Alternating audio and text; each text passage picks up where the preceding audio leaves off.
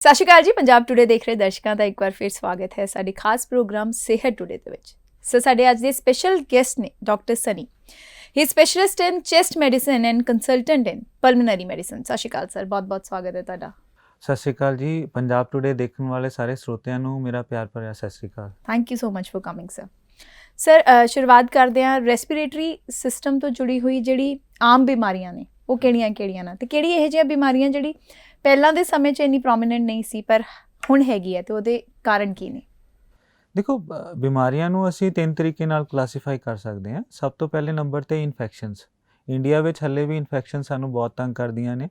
Most commonly for example tuberculosis. ਦੂਸਰੇ number ਤੇ chest related problems ਜਾਂ ਸਾਹ ਰਿਲੇਟਡ ਜਿਹੜੀਆਂ ਬਿਮਾਰੀਆਂ ਨੇ ਉਹਦੇ 'ਚ ਆ ਜਾਂਦਾ ਐਲਰਜੀਜ਼। ਤੇ ਤੀਸਰੇ ਨੰਬਰ ਤੇ ਇੱਕ ਏਜ ਤੋਂ ਬਾਅਦ cancers. They are common and increasing now. So ਇਹ 3 ਬਿਮਾਰੀਆਂ ਨੇ ਜਿਹੜੀਆਂ ਕਾਮਨਲੀ ਅਸੀਂ ਦੇਖਦੇ ਹਾਂ। ਉਹਦੇ 'ਚ ਅੱਗੇ ਅਲੱਗ-ਅਲੱਗ ਸਬ ਟਾਈਪਸ ਜਾਂ ਸ਼੍ਰੇਣੀਆਂ ਨੇ। ਤਾਂ ਇਹ ਹੋਏਗਾ। ਸਰ ਪ੍ਰਾਇਮਰੀ ਕੇਅਰ ਡਾਕਟਰਸ ਨੇ ਜਿਹੜੇ ਉਹ ਖਿਆਲ ਰੱਖ ਸਕਦੇ ਨੇ ਮਾਈਲਡ ਕੰਡੀਸ਼ਨਸ ਦਾ ਜਾਂ ਸ਼ਾਰਟ ਟਰਮ ਕੰਡੀਸ਼ਨਸ ਦਾ। ਸਾਨੂੰ ਕਿਵੇਂ ਪਤਾ ਲੱਗਦਾ ਹੈ ਜਾਂ ਕਿਹੜੇ ਸਿੰਪਟਮਸ ਹੁੰਦੇ ਆ ਜੋ ਸਾਨੂੰ ਪਤਾ ਲੱਗੇ ਵੀ this is the right time to see pulmonologist? Okay, chest specialist right. Mainly ਜਿਸ ਤਰ੍ਹਾਂ ਸਭ ਤੋਂ ਕਾਮਨ ਸਿੰਪਟਮਸ ਨੇ ਖਾਂਸੀ, ਗਲਾ ਖਰਾਬ, ਬਲਗਮ ਦਾ ਆਣਾ, ਚੱਲਣ ਲੱਗਿਆਂ ਸਾਹ ਦੀ ਤਕਲੀਫ ਹੋਣਾ।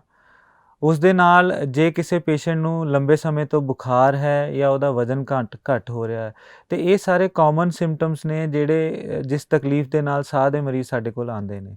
ਉਸ ਤੋਂ ਬਾਅਦ ਅਸੀਂ ਅੱਗੇ ਉਹਨਾਂ ਨੂੰ ਚੈੱਕ ਕਰਦੇ ਹਾਂ ਤੇ ਦੇਖਦੇ ਹਾਂ ਕਿ ਕੀ ਤਕਲੀਫ ਹੋ ਸਕਦੀ ਹੈ। ਸਰ ਸਾਡੀ ਲਾਈਫ ਸਟਾਈਲ ਤੋਂ ਰਿਲੇਟਡ ਵੀ ਕੁਝ ਇਸ਼ੂਜ਼ ਹੋ ਸਕਦੇ ਨੇ? ਲਾਈਫ ਸਟਾਈਲ ਤਾਂ ਬਹੁਤ ਹੀ ਇੰਪੋਰਟੈਂਟ ਹੈ। ਜੋ ਹੁਣ ਪਿਛਲੇ ਕੁਝ ਸਾਲਾਂ ਤੋਂ ਸਾਡੀ ਜੀਣ ਦਾ ਤਰੀਕਾ ਬਦਲਿਆ ਹੈ ਉਹਦੇ ਕਰਕੇ ਬਹੁਤ ਸਾਰੀਆਂ ਬਿਮਾਰੀਆਂ ਨੇ ਉਹਨਾਂ ਨੂੰ ਬੜ੍ਹੋਤਰੀ ਮਿਲੀ ਹੈ। ਜਿਸ ਤਰ੍ਹਾਂ ਕਿ ਐਲਰਜਿਕ ਡਿਜ਼ੀਜ਼ਸ ਹੈ। ਤੁਸੀਂ ਕੁਝ ਸਾਲ ਪਹਿਲਾਂ ਦੇਖੋਗੇ ਤਾਂ ਐਲਰਜੀਜ਼ ਇੰਨਾ ਪ੍ਰੋਬਲਮ ਕ੍ਰੀਏਟ ਨਹੀਂ ਕਰਦੀਆਂ ਸੀਗੀਆਂ। ਕੁਝ ਤਾਂ ਹੁਣ ਡਾਕਟਰ ਜ਼ਿਆਦਾ ਵੱਧ ਗਏ ਨੇ, ਇਸ ਕਰਕੇ ਇਹਨਾਂ ਬਿਮਾਰੀਆਂ ਦੀ ਜਿਹੜੀ ਚੇਤਨਾ ਹੈ ਜਾਂ ਜਾਣਕਾਰੀ ਹੈ ਉਹ ਵੱਧ ਗਈ ਹੈ। ਪਰ ਉਹਦੇ ਨਾਲ ਬਿਕੋਜ਼ ਅਸੀਂ ਬਹੁਤ ਜ਼ਿਆਦਾ ਸਾਰੇ ਵਾਤਾਵਰਣ ਨੂੰ ਸਾਫ਼ ਰੱਖਦੇ ਹਾਂ ਤੇ ਡਸਟ ਔਰ ਬਾਕੀ ਸਾਰੀਆਂ ਚੀਜ਼ਾਂ ਸਾਨੂੰ ਜ਼ਿਆਦਾ ਪ੍ਰੋਬਲਮ ਕ੍ਰੀਏਟ ਕਰਦੀਆਂ ਨੇ ਤੇ ਐਲਰਜਿਕ ਡਿਜ਼ੀਜ਼ਸ ਜਿਹੜੀਆਂ ਨੇ ਐਲਰਜੀਜ਼ ਨੇ ਉਹ ਕਾਫੀ ਹੁਣ ਵਧੀਆਂ ਹੋਈਆਂ ਨੇ। It's life style related. Secondly life style ਦੇ ਨਾਲ ਰਿਲੇਸ਼ਨ ਹੋਣ ਕਰਕੇ ਸਾਡੀ ਡਾਈਟ ਜਿਹੜੀ ਹੈ ਫਾਸਟ ਫੂਡ ਬਹੁਤ ਵੱਧ ਗਏ ਨੇ, ਬਾਕੀ ਚੀਜ਼ਾਂ ਵੱਧ ਗਈਆਂ ਨੇ। ਇਹਨਾਂ ਦੇ ਨਾਲ ਸਮੋਕਿੰਗ ਦੇ ਨਾਲ ਇਨਫੈਕਸ਼ਨਸ ਜਿਹੜੀਆਂ ਨੇ ਉਹ ਬਹੁਤ ਵੱਧਦੀਆਂ ਨੇ। ਤਾਂ ਜਿਹੜੇ ਲੋਕ ਇਸ ਤਰ੍ਹਾਂ ਦਾ ਮਾਡਰਨ ਲਾਈਫ ਸਟਾਈਲ ਯੂਜ਼ ਕਰਦੇ ਨੇ ਉਹਨਾਂ ਦੇ ਵਿੱਚ diseases they are much more common related to chest ਬਜਾਏ ਕਿ ਉਹ ਲੋਕ ਜਿਹੜੇ ਕਿ ਇੱਕ ਹੈਲਦੀ ਲਾਈਫ ਸਟਾਈਲ ਨੂੰ ਅਪਲਾਈ ਕਰਦੇ ਨੇ। ਸਰ ਕਿਹੜੇ ਏਜ ਗਰੁੱਪਸ ਨੇ ਜਿਨ੍ਹਾਂ 'ਚ ਕੁਝ ਬਿਮਾਰੀਆਂ ਜ਼ਿਆਦਾ ਪ੍ਰੋਮੀਨੈਂਟ ਆ? ਦੇਖੋ, ਛੋਟੇ ਬੱਚਿਆਂ 'ਚ ਤੇ ਐਡੋਲੈਸੈਂਟਸ 'ਚ ਜਿਹੜੇ ਕਿ 18 ਸਾਲ ਤੋਂ ਘੱਟ ਨੇ ਉਹਨਾਂ 'ਚ ਐਲਰਜੀਜ਼ ਸਭ ਤੋਂ ਜ਼ਿਆਦਾ ਕਾਮਨ ਸਾਨੂੰ ਚੈਸਟ ਵਿੱਚ ਦੇਖਣ ਨੂੰ ਮਿਲਦੀਆਂ ਨੇ।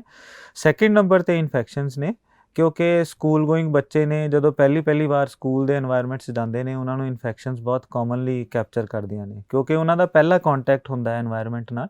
ਇਸ ਕਰਕੇ ਤੁਸੀਂ ਬੜਾ ਕਾਮਨ ਦੇਖੋਗੇ ਪੇਰੈਂਟਸ ਵੀ ਬੜੇ ਪਰੇਸ਼ਾਨ ਰਹਿੰਦੇ ਨੇ। 5 ਸਾਲ ਤੋਂ ਘੱਟ ਦੇ ਬੱਚੇ ਹਰ ਸੀਜ਼ਨ ਚੇਂਜ 'ਤੇ ਜੀ ਬੁਖਾਰ ਚੜ੍ਹ ਗਿਆ ਹੈ, ਗਲਾ ਖਰਾਬ ਹੋ ਗਿਆ, ਇਹ ਚੀਜ਼ ਹੈ।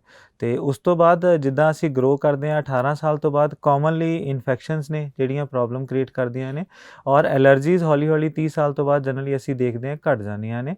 ਫਿਰ ਸੈਕਿੰਡ ਫੇਜ਼ 'ਚੋਂ ਗਰੋ ਕਰਦੀਆਂ ਨੇ 45-50 ਈਅਰਸ ਤੋਂ ਬਾਅਦ। ਇਹ ਬਹੁਤ ਵੱਡਾ ਮਿਥ ਹੈ ਕਿ ਵੀ 올ਡ ਏਜ ਵਿੱਚ ਐਲਰਜੀਜ਼ ਨਹੀਂ ਹੋ ਸਕਦੀਆਂ।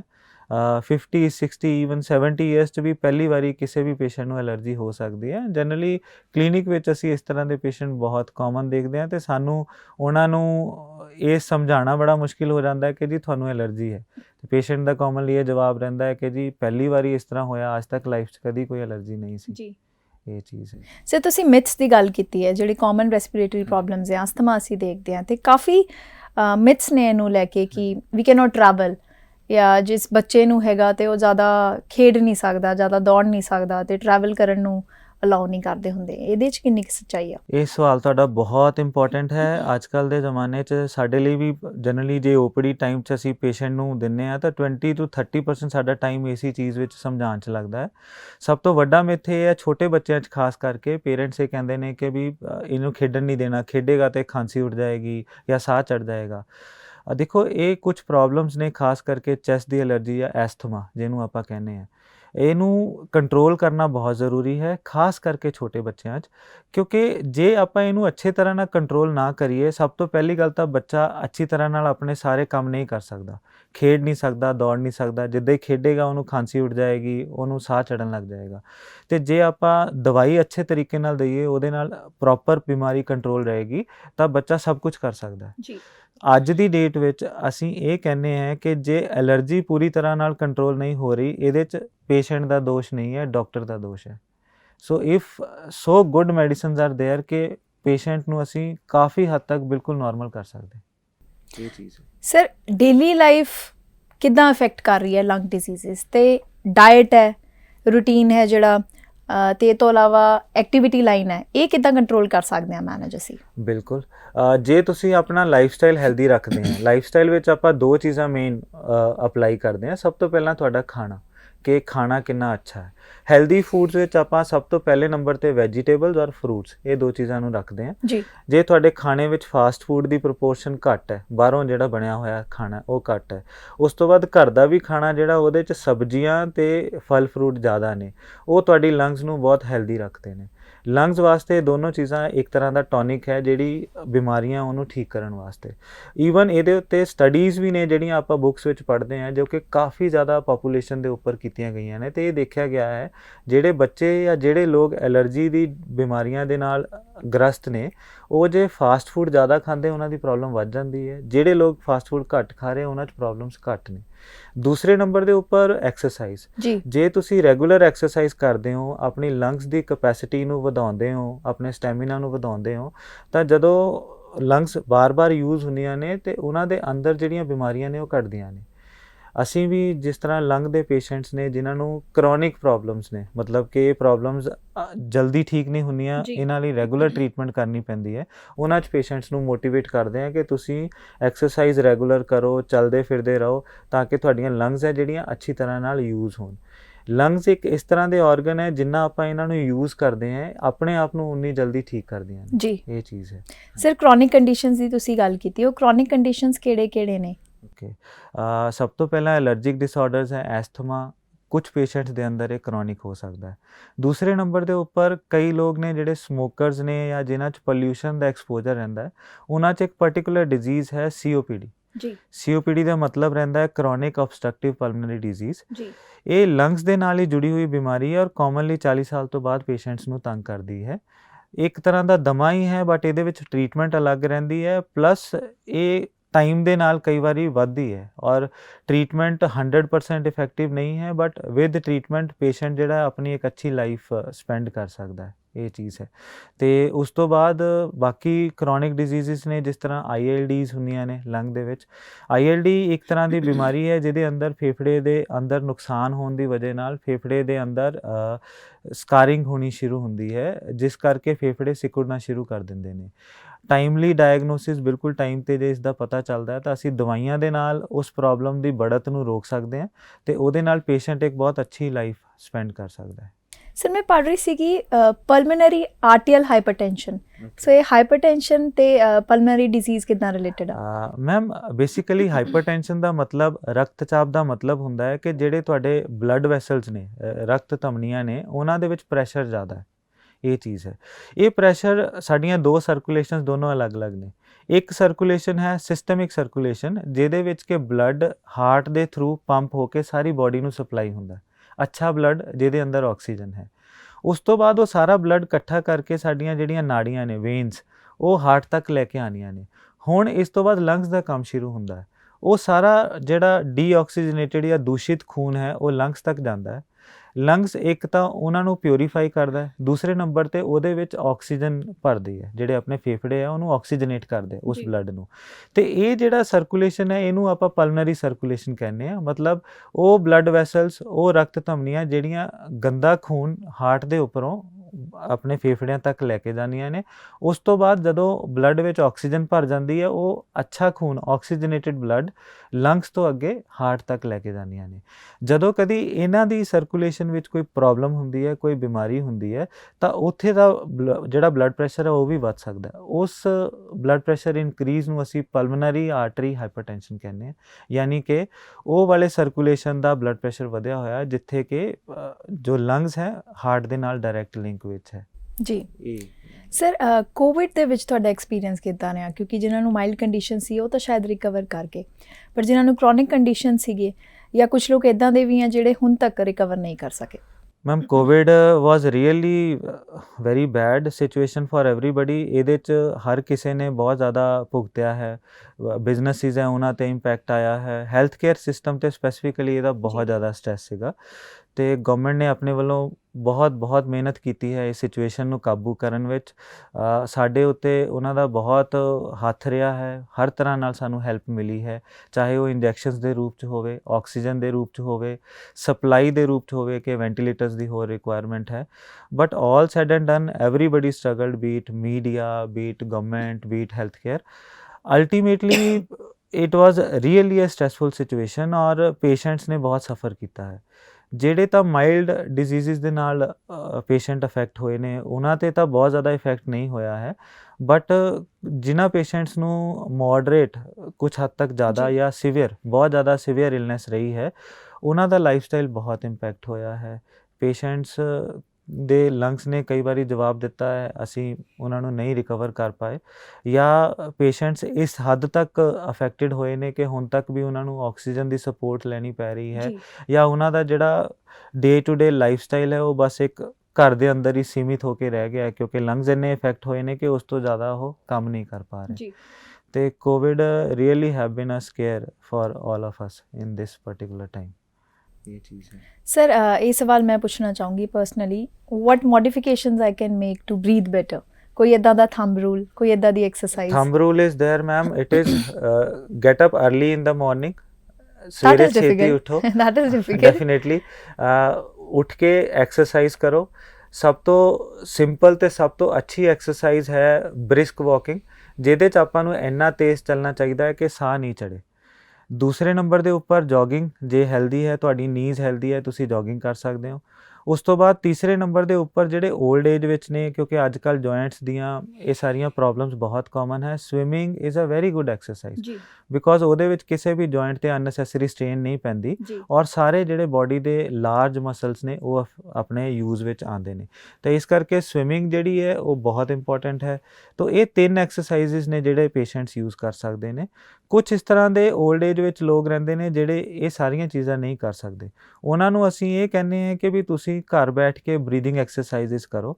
ਕਈ ਵਾਰੀ ਸਾਡੇ ਕੋਲ ਵੀ OPD 'ਚ ਇੰਨਾ ਟਾਈਮ ਨਹੀਂ ਹੁੰਦਾ ਸਮਝਾਉਣਾ ਕਿ ਬਰੀਦਿੰਗ ਐਕਸਰਸਾਈਜ਼ਸ ਡਿਟੇਲ ਵਿੱਚ ਕੀ ਨੇ, ਜਾਂ ਪੇਸ਼ੈਂਟ ਫਿਜ਼ੀਓਥੈਰੇਪਿਸਟ ਕੋਲ ਨਹੀਂ ਜਾਂਦਾ ਉਸ ਚੀਜ਼ਾਂ ਨੂੰ ਸਮਝਣ ਲਈ। ਇੱਥੇ ਸਾਡੇ ਜਿਹੜੇ TV ਚੈਨਲਸ ਨੇ ਉਹ ਬਹੁਤ ਸਾਨੂੰ ਹੈਲਪ ਕਰਦੇ ਨੇ ਬਿਕੋਜ਼ ਇੰਡੀਆ ਵਿੱਚ ਅਸੀਂ ਯੋਗਾ ਨੂੰ ਬਹੁਤ ਪ੍ਰਮੋਟ ਕਰਦੇ ਹਾਂ।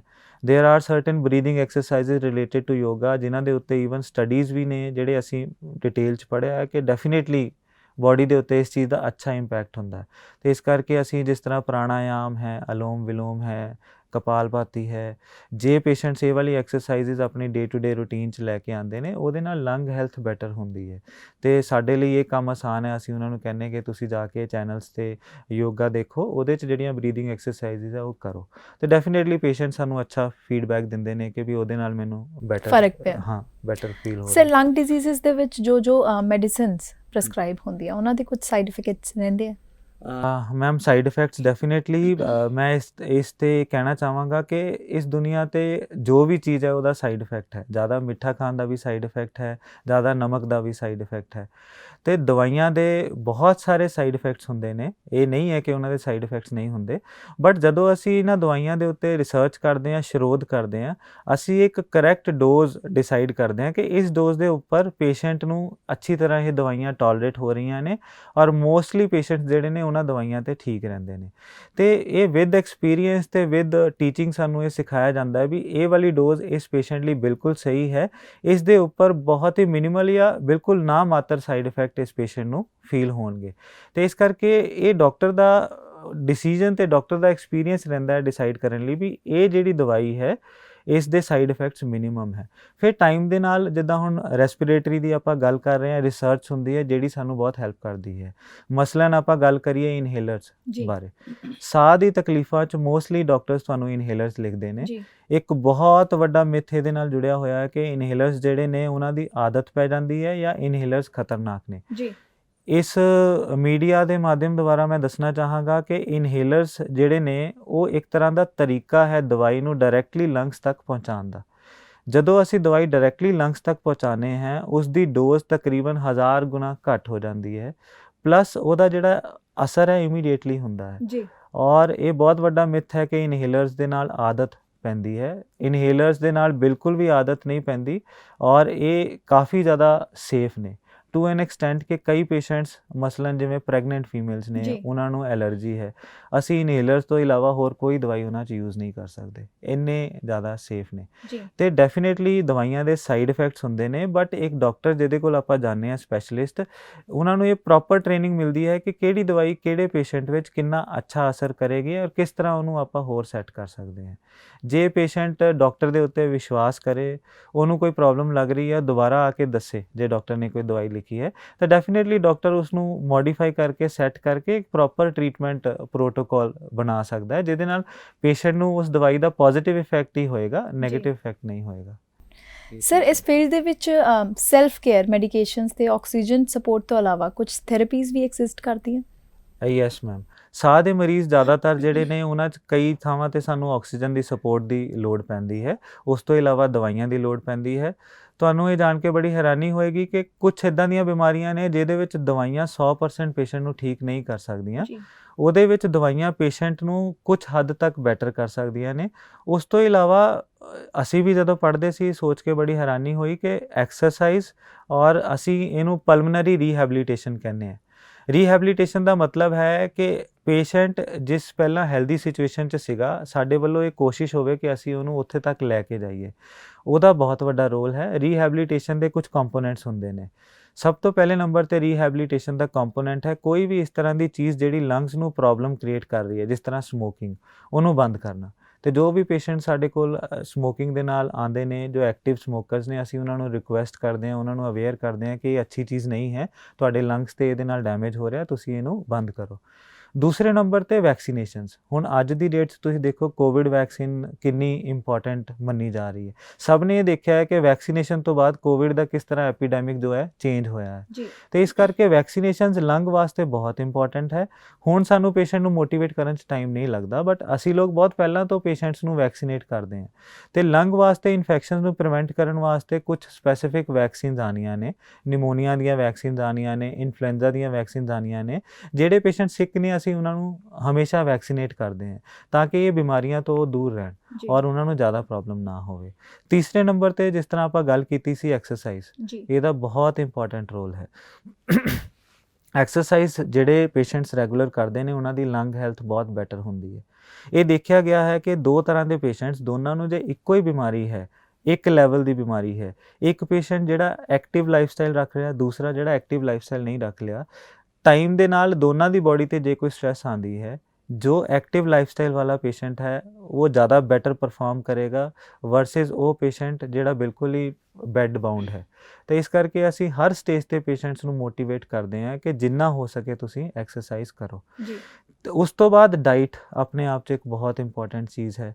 ਤੇ ਡਾਈਟ ਕੰਟਰੋਲ, ਜਿਸ ਤਰ੍ਹਾਂ ਆਪਾਂ ਪਹਿਲਾਂ ਗੱਲ ਕੀਤੀ ਹੈ ਕਿ ਕੁਝ ਸਿਲੈਕਟਡ ਫੂਡਸ ਜਿਸ ਤਰ੍ਹਾਂ ਵੈਜੀਟੇਬਲਸ ਨੇ, ਫਰੂਟਸ ਨੇ, ਇਹਨਾਂ ਦੇ ਅੰਦਰ ਲੰਗ ਨੂੰ ਹੀਲ ਕਰਨ ਵਾਸਤੇ ਕਾਫੀ ਅੱਛੀਆਂ ਚੀਜ਼ਾਂ ਹੁੰਦੀਆਂ ਨੇ ਤੇ ਉਹ ਅਸੀਂ ਇਸਤੇਮਾਲ ਕਰਨ ਲਈ ਪੇਸ਼ੈਂਟ ਨੂੰ ਮੋਟੀਵੇਟ ਕਰਦੇ ਹਾਂ। ਉਸ ਤੋਂ ਬਾਅਦ ਸਭ ਤੋਂ ਇੰਪੋਰਟੈਂਟ ਕੰਪੋਨੈਂਟ ਹੈ ਸੈਲਫ ਅਵੇਅਰਨੈਸ, ਕਿ ਪੇਸ਼ੈਂਟ ਨੂੰ ਆਪਣੀ ਬਿਮਾਰੀ ਬਾਰੇ ਸਾਰਾ ਪਤਾ ਰਹੇ ਕਿ ਵੀ ਮੇਰੀ ਬਿਮਾਰੀ ਕਿਸ ਤਰ੍ਹਾਂ ਹੈ, ਮੈਡੀਸਨ ਮੈਨੂੰ ਕਿਸ ਤਰ੍ਹਾਂ ਹੈਲਪ ਕਰ ਸਕਦੀ ਹੈ, ਡਾਕਟਰ ਮੈਨੂੰ ਕਿਸ ਤਰ੍ਹਾਂ ਹੈਲਪ ਕਰ ਸਕਦੀ ਹੈ, ਕਿਹੜੀ ਪ੍ਰੋਬਲਮ ਵਾਸਤੇ ਮੈਨੂੰ ਡਾਕਟਰ ਕੋਲ ਦੁਬਾਰਾ ਜਾਣਾ ਹੈ।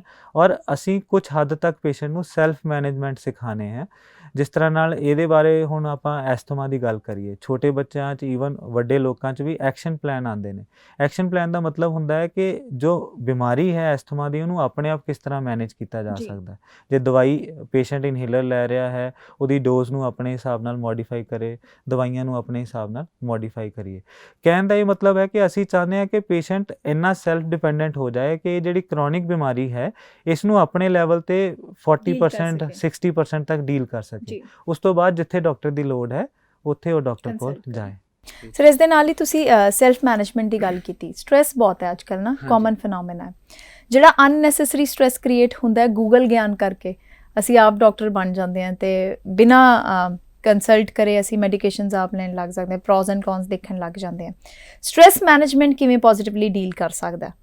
ਮੈਮ ਪਹਿਲਾਂ ਤਾਂ ਮੈਂ ਇਹ ਰਿਕੁਐਸਟ ਕਰਾਂਗਾ ਕਿ ਗੂਗਲ ਤੇ ਜਾਣਾ ਠੀਕ ਹੈ, ਤੁਸੀਂ ਜਾ ਸਕਦੇ ਹੋ, ਪਰ ਕਈ ਵਾਰੀ ਕੀ ਹੈ ਕਿ ਈਵਨ ਤੁਸੀਂ ਮੰਨ ਲਓ ਇੱਕ ਛੋਟੀ ਜਿਹੀ ਖਾਂਸੀ ਹੈ, ਗੂਗਲ ਵਿੱਚ ਤਾਂ ਵੱਡੇ ਤੋਂ ਵੱਡੀ ਪ੍ਰੋਬਲਮ ਦਾ ਵੀ ਉਹਦੇ ਵਿੱਚ ਲਿਖਿਆ ਹੁੰਦਾ ਹੈ ਤੇ ਪੇਸ਼ੈਂਟ ਉਹਨੂੰ ਦੇਖ ਕੇ ਡਰ ਜਾਂਦਾ ਹੈ। ਜੀ। ਕਈ ਪੇਸ਼ੈਂਟ ਇਸ ਤਰ੍ਹਾਂ ਆਉਂਦੇ ਆ ਜੀ ਮੈਨੂੰ 2 ਹਫ਼ਤੇ ਤੋਂ ਖਾਂਸੀ, ਮੈਨੂੰ ਕੈਂਸਰ ਤਾਂ ਨਹੀਂ। ਹਾਂਜੀ। ਤੇ ਸੱਚੀ ਦੱਸਾਂ ਤਾਂ ਦੇਖੋ, ਨੌਲੇਜ ਹੋਣਾ ਉਸ ਚੀਜ਼ ਦੀ ਔਰ ਉਸ ਨੌਲੇਜ ਨੂੰ ਵਾਈਜ਼ਲੀ ਯੂਜ਼ ਕਰਨਾ, ਦੋਨੋਂ ਚੀਜ਼ਾਂ ਦਾ ਫ਼ਰਕ ਸਾਨੂੰ ਪਤਾ ਹੋਣਾ ਜੀ। ਚਾਹੀਦਾ। ਮੈਨੂੰ ਇਸ ਤਰ੍ਹਾਂ ਲੱਗਦਾ ਹੈ ਕਿ ਗੂਗਲ ਨੂੰ ਜੁਡੀਸ਼ੀਅਸਲੀ ਯੂਜ਼ ਕਰਨਾ ਚਾਹੀਦਾ ਹੈ ਇਸ ਚੀਜ਼ ਵਾਸਤੇ ਜਿੱਥੇ ਤੱਕ ਉਹਦਾ ਫਾਇਦਾ ਹੈ ਕਿ ਵੀ ਹੈਲਦੀ ਲਾਈਫਸਟਾਈਲ ਕੀ ਹੈ, ਦਵਾਈ ਲੈਣ ਦਾ ਸਹੀ ਤਰੀਕਾ ਕੀ ਹੈ, ਆਪਣੀ ਲੰਗਸ ਨੂੰ ਕਿਸ ਤਰ੍ਹਾਂ ਬੈਟਰ ਕਰ ਸਕਦੇ ਹਾਂ, ਹੋਰ ਬਿਮਾਰੀਆਂ ਨਾਲ ਕਿਸ ਤਰ੍ਹਾਂ ਅਸੀਂ ਲੜ ਸਕਦੇ ਹਾਂ, ਰੈਦਰ ਦੈਨ ਕਿ ਜਿੱਦਾਂ ਆਪਾਂ ਸਿੰਪਟਮਸ ਚੈੱਕ ਕਰਦੇ ਹਾਂ ਜੀ ਖਾਂਸੀ ਹੈ ਤਾਂ ਕੀ ਹੋ ਸਕਦਾ। ਜੀ।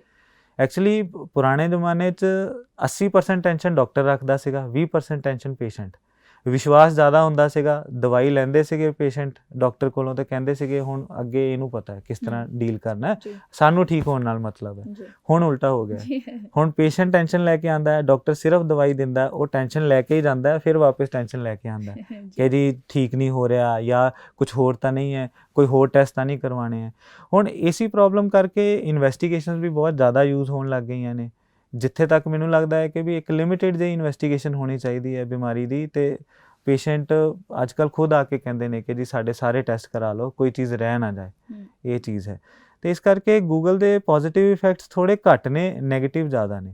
ਜੇ ਆਪਾਂ ਉਹਨੂੰ ਸਹੀ ਤਰੀਕੇ ਨਾਲ ਯੂਜ਼ ਕਰੀਏ ਤਾਂ ਬਹੁਤ ਹੀ ਅੱਛੀ ਚੀਜ਼ ਹੈ, ਪਰ ਜਦੋਂ ਆਪਾਂ ਉਹਨੂੰ ਦੇਖ ਕੇ ਡਰਨ ਲੱਗ ਜਾਂਦੇ ਹਾਂ ਫਿਰ ਉਹਦੇ ਨਾਲ ਸਾਨੂੰ ਨੁਕਸਾਨ ਹੈ। ਜੀ ਇਹ ਚੀਜ਼ ਬਿਲਕੁਲ। ਹੈ। ਸਰ ਆਖਰੀ ਸਵਾਲ, ਹਾਂਜੀ, ਸਾਡੇ ਦਰਸ਼ਕਾਂ ਲਈ ਕਿਹੜੇ ਇਹੋ ਜਿਹੇ ਸਿੰਪਟਮਸ ਆ ਜਿਹੜੇ ਉਹਨਾਂ ਨੂੰ ਨਜ਼ਰਅੰਦਾਜ਼ ਨਹੀਂ ਕਰਨੇ ਚਾਹੀਦੇ ਨੇ ਤੇ ਡਾਕਟਰ ਨੂੰ ਮਿਲਣ ਤੋਂ ਪਹਿਲਾਂ ਕਿਹੜੀਆਂ-ਕਿਹੜੀਆਂ ਚੀਜ਼ਾਂ ਦਾ ਧਿਆਨ ਰੱਖਣਾ ਹੈ ਜਿਹੜੀ ਇੱਕ ਡਾਕਟਰ ਨੂੰ ਪਤਾ ਹੋਣੀ ਜ਼ਰੂਰੀ ਹੈ, ਉਹ ਲਿਸਟ ਆਊਟ ਕਰਿਓ। ਇਹ ਬਿਲਕੁਲ ਬਹੁਤ ਜੀ। ਜ਼ਰੂਰੀ ਚੀਜ਼ ਹੈ।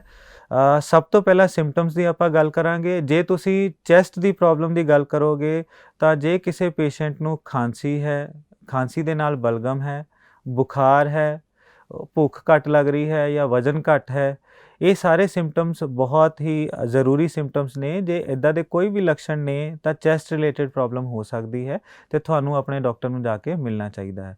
ਉਸ ਤੋਂ ਬਾਅਦ ਜਿਸ ਤਰ੍ਹਾਂ ਤੁਸੀਂ ਕਿਸੇ ਡਾਕਟਰ ਦੇ ਨਾਲ ਅਪਾਇੰਟਮੈਂਟ ਲਈ ਹੈ ਤਾਂ ਮੈਂ ਬੜੀ ਛੋਟੀ ਜਿਹੀ ਰਿਕੁਐਸਟ ਕਰਾਂਗਾ, ਤੁਸੀਂ ਜੋ ਵੀ ਇਨਵੈਸਟੀਗੇਸ਼ਨਸ ਆਪਣੀਆਂ ਲੈ ਕੇ ਆ ਰਹੇ ਹੋ ਉਹਨੂੰ ਤੁਸੀਂ ਆਰਡਰ ਵਿੱਚ ਲਗਾ ਕੇ ਡਾਕਟਰ ਕੋਲ ਜਾਓ। ਤੁਹਾਨੂੰ ਇੱਕ ਅਪਾਇੰਟਮੈਂਟ ਦਾ ਟਾਈਮ ਮਿਲਦਾ ਹੈ, ਡਾਕਟਰ ਤੁਹਾਨੂੰ 10 ਮਿੰਟ 15 ਮਿੰਟ ਦਿੰਦਾ ਹੈ। ਹੁਣ ਉਹਦੇ ਵਿੱਚ ਤੁਸੀਂ ਪਿਛਲੇ 4 ਸਾਲ ਦੀਆਂ ਸਾਰੀਆਂ ਇਨਵੈਸਟੀਗੇਸ਼ਨਸ ਲੈ ਕੇ ਆ ਰਹੇ ਹੋ, ਉਹ 150 ਪੰਨੇ ਨੇ, ਡਾਕਟਰ ਉਹਨੂੰ ਦੇਖਣ 'ਚ 10 ਮਿੰਟ ਆਪਣੇ ਖਰਾਬ ਕਰੇਗਾ।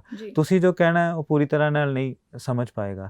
ਇਸ ਕਰਕੇ ਪਹਿਲੀ ਚੀਜ਼ ਤਾਂ ਇਹ ਕਿ ਜੇ ਕੋਈ ਉਹਦੇ ਵਿੱਚੋਂ ਤੁਸੀਂ ਉਹਨੂੰ ਡੇਟ ਵਾਈਜ਼ ਲਗਾ ਸਕਦੇ ਹੋ ਤਾਂ ਉਹਦੇ ਨਾਲ ਡਾਕਟਰ ਦੀ ਹੈਲਪ ਹੋ ਜਾਂਦੀ ਹੈ। ਦੂਸਰੇ ਨੰਬਰ 'ਤੇ ਤੁਸੀਂ ਕਦੀ ਵੀ ਜੋ ਪਹਿਲਾਂ ਦੀ ਟਰੀਟਮੈਂਟ ਲਈ ਹੈ ਉਹਨੂੰ ਕਦੀ ਛੁਪਾਓ ਨਾ। ਕਈ ਵਾਰੀ ਪੇਸ਼ੈਂਟਸ ਕੀ ਕਰਦੇ ਨੇ, ਪੁਰਾਣੀ ਇਨਵੈਸਟੀਗੇਸ਼ਨਸ ਜਾਂ ਪੁਰਾਣੇ ਟੈਸਟ ਲੁਕੋ ਲੈਂਦੇ ਨੇ ਕਿ ਆਪਾਂ ਨਵੇਂ ਸਿਰੇ ਤੋਂ ਇਲਾਜ ਸ਼ੁਰੂ ਕਰਦੇ ਹਾਂ। ਦੇਖੋ ਡਾਕਟਰ ਨੂੰ ਉਹ ਤੋਂ ਬਹੁਤ ਹੈਲਪ ਮਿਲਦੀ ਹੈ, ਪੁਰਾਣੇ ਐਕਸਰੇ ਹੈ, ਪੁਰਾਣਾ ਕੋਈ ਹੋਰ ਤੁਹਾਡਾ ਇਲਾਜ ਹੋਇਆ ਹੈ, ਉਸ ਤੋਂ ਇਹ ਹੈਲਪ ਮਿਲਦੀ ਹੈ ਕਿ ਉਸ ਵੇਲੇ ਡਾਕਟਰ ਨੇ ਕੀ ਸੋਚਿਆ ਹੋਏਗਾ, ਕਿਸ ਤਰ੍ਹਾਂ ਇਲਾਜ ਕੀਤਾ ਹੋਏਗਾ, ਤੇ ਜੇ ਉਹਦੇ ਨਾਲ ਨਹੀਂ ਠੀਕ ਹੋਇਆ ਤਾਂ ਹੋਰ ਕੀ ਹੋ ਸਕਦਾ। ਤਾਂ ਐਜ਼ ਤੁਸੀਂ ਇਹ ਲਗਾਓ ਕਿ we as an investigator doctor case ਨੂੰ ਪ੍ਰੋਪਰ ਇਨਵੈਸਟੀਗੇਟ ਕਰਦਾ ਹੈ। ਉਸ ਤੋਂ ਬਾਅਦ ਤੁਸੀਂ ਆਪਣੇ ਸਿੰਪਟਮਸ ਨੂੰ, ਜਿਸ ਤਰ੍ਹਾਂ ਕਈ ਬਹੁਤ ਅੱਛੀ ਤਰੀਕੇ ਨਾਲ ਨਾ ਪੇਪਰ 'ਤੇ ਲਿਖ ਕੇ ਲੈ ਕੇ ਆਉਂਦੇ ਨੇ ਕਿ ਵੀ ਇਹ ਪ੍ਰੋਬਲਮ ਹੈ, ਇੰਨੀ ਤਰੀਕ ਨੂੰ ਇਹ ਪ੍ਰੋਬਲਮ ਹੋਈ ਸੀ, ਉਹਦੇ ਨਾਲ ਤੁਸੀਂ ਕੋਈ ਪੁਆਇੰਟ ਮਿਸ ਨਹੀਂ ਕਰਦੇ ਤੇ ਤੁਸੀਂ ਆ ਕੇ ਡਾਇਰੈਕਟਲੀ ਫਿਰ ਜਦੋਂ ਡਾਕਟਰ ਨਾਲ ਗੱਲ ਕਰਦੇ ਹੋ ਸਾਰੀ ਚੀਜ਼ਾਂ ਬਿਲਕੁਲ ਲਾਈਨ ਵਾਈਜ਼ ਕਲੀਅਰ ਹੋ ਜਾਂਦੀਆਂ ਨੇ ਤੇ ਡਾਕਟਰ ਨੂੰ ਇਸ ਤੋਂ ਬਹੁਤ ਹੈਲਪ ਮਿਲ ਜਾਂਦੀ ਹੈ। ਇਹ ਚੀਜ਼ ਹੈ। ਔਰ ਲਾਸਟ ਵਿੱਚ ਕੋਈ ਵੀ ਚੀਜ਼ ਡਾਕਟਰ ਤੋਂ ਛੁਪਾਓ ਨਾ। ਕਈ ਵਾਰੀ ਕੀ ਪ੍ਰੋਬਲਮ ਹੁੰਦੀ ਹੈ, ਅਸੀਂ ਪੁੱਛਦੇ ਹਾਂ ਪੇਸ਼ੈਂਟ ਕੁਝ ਖਾਸ, ਜਿਵੇਂ ਕੋਈ ਸਮੋਕਰ ਹੈ ਜਾਂ ਕੁਝ ਹੋਰ ਹੈ, ਉਹ ਦੱਸਦੇ ਨਹੀਂ ਹੈ, ਉਹਦੇ ਨਾਲ ਫਿਰ ਸਾਨੂੰ ਬੜੀ ਮੁਸ਼ਕਿਲ ਆਉਂਦੀ ਹੈ। ਤੇ ਇਸ ਕਰਕੇ ਮੈਨੂੰ ਇਸ ਤਰ੍ਹਾਂ ਲੱਗਦਾ ਹੈ ਕਿ ਵੀ ਡਾਕਟਰ ਦੇ ਨਾਲ ਪ੍ਰੋਪਰ ਗੱਲ ਕਰਕੇ ਸਾਰੀਆਂ ਚੀਜ਼ਾਂ ਦੱਸਣੀਆਂ ਡਾਕਟਰ ਚਾਹੀਦੀਆਂ ਤੋਂ ਨੇ। ਕੋਈ ਲੁਕਾਉ ਨਾ ਰੱਖੋ। ਹਾਂਜੀ, ਇਹ ਚੀਜ਼ ਹੈ। ਬਹੁਤ ਬਹੁਤ ਧੰਨਵਾਦ ਤੁਹਾਡਾ ਸਰ। ਮੇਰੇ ਤਾਂ ਕਾਫੀ ਡਾਊਟਸ ਕਲੀਅਰ ਹੋਏ ਨੇ ਤੇ ਉਮੀਦ ਕਰਦੇ ਹਾਂ ਵੀ ਦਰਸ਼ਕਾਂ ਦੇ ਵੀ ਹੋਏ ਹੋਣੇ। Thank you. ਸੋ ਇਹ ਸੀ ਜੀ ਸਾਡੀ ਅੱਜ ਦੀ ਮੁਲਾਕਾਤ। ਅਗਲੀ ਵਾਰ ਫਿਰ ਹਾਜ਼ਰ ਹੋਵਾਂਗੇ ਨਵੇਂ ਚਿਹਰੇ ਤੇ ਨਵੇਂ ਵਿਸ਼ੇ ਦੇ ਨਾਲ। ਉਦੋਂ ਤੱਕ ਜੁੜੇ ਰਹੋ ਸਾਡੇ ਚੈਨਲ ਦੇ ਨਾਲ। ਸਤਿ ਸ਼੍ਰੀ ਅਕਾਲ।